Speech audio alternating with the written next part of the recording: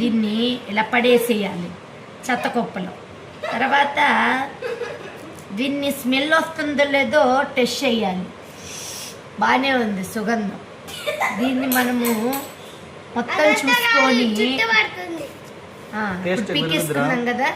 ఇప్పుడు పీకేసుకున్నాం కదండి. ఇప్పుడు మనం దీన్ని ఇలా తీసుకోవడమే. ఒక హ్యాండ్తో పట్టుకొని ఇట్లాగా దీనికి ఉన్న మొత్తాన్ని హెయిర్నంతా లాగేసేయాలి. మరి ఇది హెయిర్ లాగే ఉంది కదా, అందుకని హెయిర్ ఇది ఇలా పిండేసుకోవాలి. ఇప్పుడు మ్యాంగో జ్యూస్ మనము ఇదే బయట ఏమో వాళ్ళ చేతులతో పిసికితే wow what a fantastic juice అని తాగుతాం.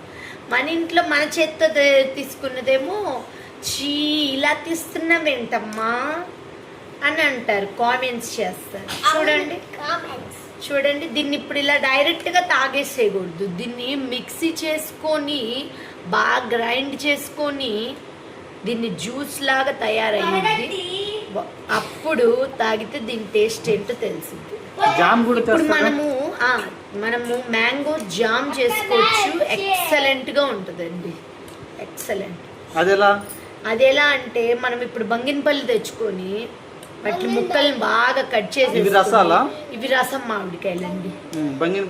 బంగినపల్లి ముక్కల్ని బాగా కట్ చేసుకొని నీట్గా మెత్తగా పేస్ట్ చేసేసుకొని దాన్ని ఒక బౌల్లో వేసి దాన్ని ఉడికించుకోవడమే. దాంట్లో కొంచెం సరిపడా షుగర్ వేసుకొని జామ్ చేసుకోండి.